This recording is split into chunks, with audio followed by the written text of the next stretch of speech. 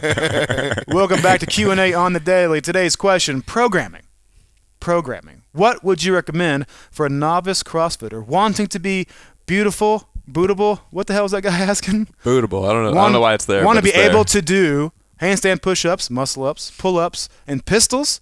What mix of CrossFit and strength work and also gymnastics works would you recommend?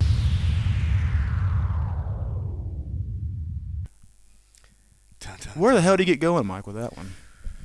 Woo. I say first place I go with that is making sure that you're focusing mostly on the strict variations of the gymnastics movements.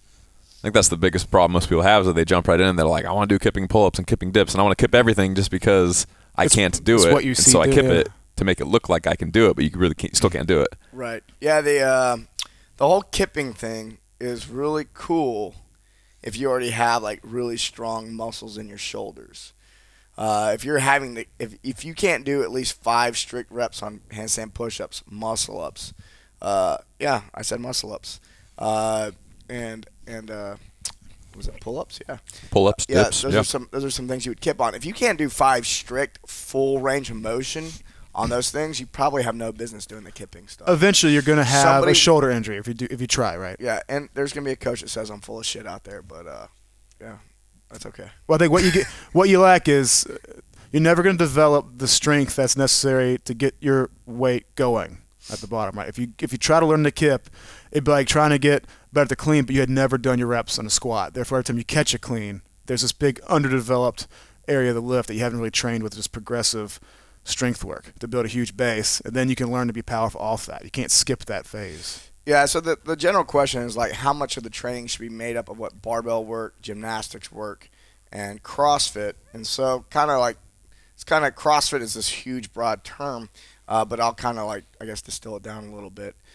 I think that for a novice, unless you're hitting requisite strength numbers on the barbell lifts for whatever you want to compete in, so say it's regionals, then we kind of know what those numbers look like. You know, you need to be probably back squatting over 400, deadlifting closer to 500 if you're a guy.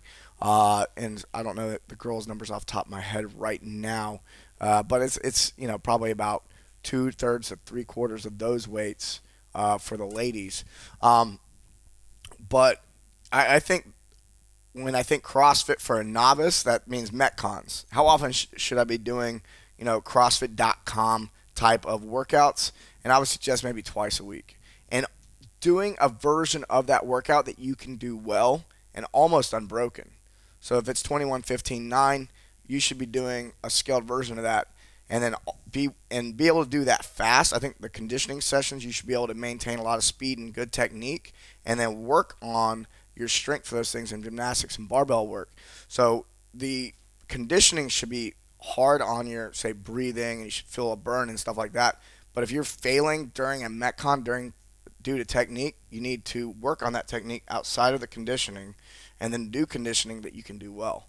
So that's kind of my advice on that. And over time, you'll be able to throw in more higher skilled movements into your conditioning. But there's no reason for muscle-ups to be in a conditioning session until you can probably do 5 of them in a row.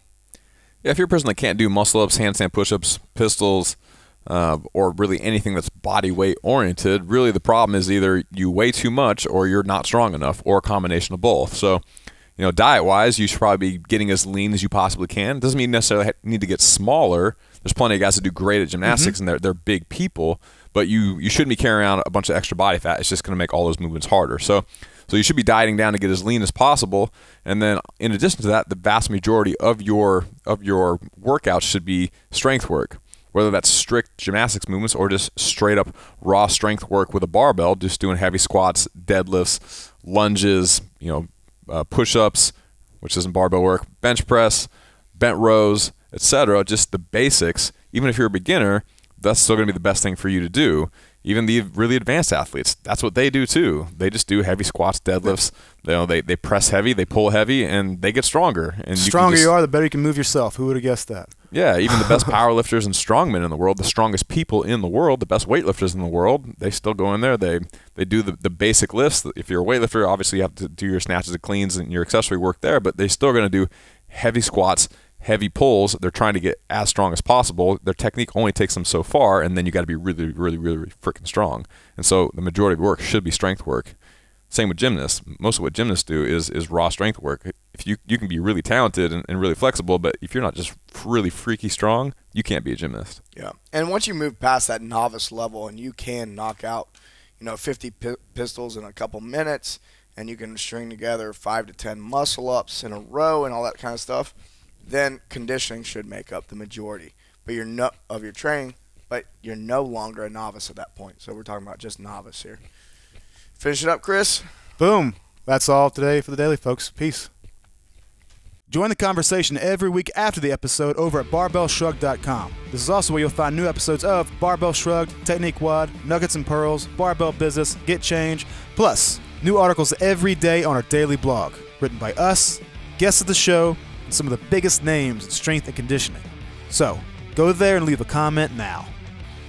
Oh my gosh, wow, that's so cool. Yay, that's so awesome. Did you like this video? If so, subscribe to our channel and share this with your friends. And if you want even more free, awesome resources to help you reach your fitness goals, plus some updates that we only share over email, head over to barbellshrugged.com and sign up for the newsletter.